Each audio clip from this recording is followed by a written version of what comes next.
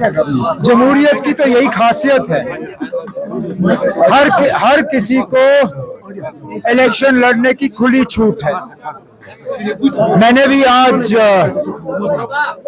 Indian express अखबार के जरिए ये खबर पढ़ी कि शायद जमाते इस्लामी जो ये कोशिश कर रही थी कि उनके ऊपर लगाई हुई बैन जो है वो उठे, और बैन उठने के बाद वो अपने नुमाइंदे इलेक्शन में उतारने की बात कर रहे थे।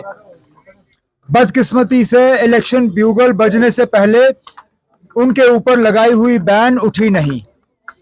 आज अखबारों के जरिए ये खबर आई है कि शायद वो अब इंडिपेंडेंट जो है कैंडिडेट्स उठाएंगे। बिस्मिल्लाह, हम तो चाहते थे कि वो अपने सिंबल पे कैंडिडेट उठाएं, अपने पार्टी जमात इस्लामी के नाम पे कैंडिडेट उठाएं, लेकिन अगर वो मुमकिन नहीं हुआ तो चलिए आजाद उम्मीदवार ही सही आए मैदान में, अपना मंशूर लेके, अपने इरादे लेके, अपने वादे लेके, और फिर लोगों तक है वो किसको वोट देना पसंद करेंगे।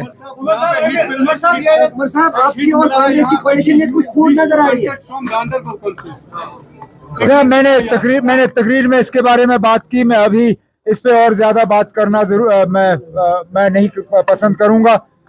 तंजीम की तरफ से फैसला होगा, वो फैसला आप सुनेंगे। किसने कहा? मैं दिल की गहराइयों से होम मिनिस्टर साहब का शुक्रगुजार हूं कि उन्होंने हमारे मैनिफेस्टो का जिक्र किया। नहीं तो कहाँ हम छोटे मतलब दर्जे की एक तंजीम इस मुल्क के एक दूर दराज कोने में इलेक्शन लड़ते हुए हमारा मंशूर हिंदुस्तान के होम मिनिस्टर को नजर आए, ये बहुत बड़ी बात है।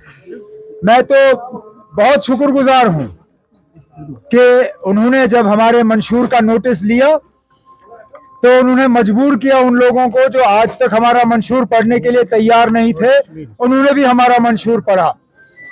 अफसोस की बात यह है कि होम मिनिस्टर साहब को हमारे मंशूर में एक ही पैराग्राफ नजर आया, और कुछ ऐसी बातें भी होम मिनिस्टर साहब ने की जो हमारे मंशूर में कहीं है ही नहीं, जिस तरह नाम बदलने की बात। मैंने होम मिनिस्टर साहब के इस ट्वीट के बाद अपना मंशूर दोबारा पढ़ा कि कहीं वो बात मुझसे रह न गई हो, लेकिन वो बात हमने कहीं अपने मंशूर में की नहीं। लेकिन इसके बावजूद मैं होम मिनिस्टर साहब का शुक्रगुजार हूं कि उन्होंने हमारे मैनिफेस्टो को पढ़ा और उसका जिक्र किया। आपने कहा कि आपका जो मैनिफेस्टो है वो कॉपी पेस्ट किया गया है बाकी जो सियासी पार्टी तो फिर महबूबा मुफ्ती ने चैलेंज क्यों किया कि अगर ये हमारा मैनिफेस्टो छोड़ दीजिए उनके चैलेंज को। अंग्रेजी में एक कहावत है, imitation is the best form of flattery.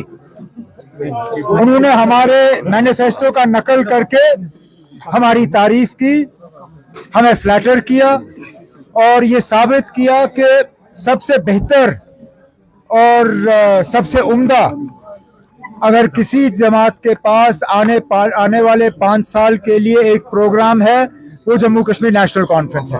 चले।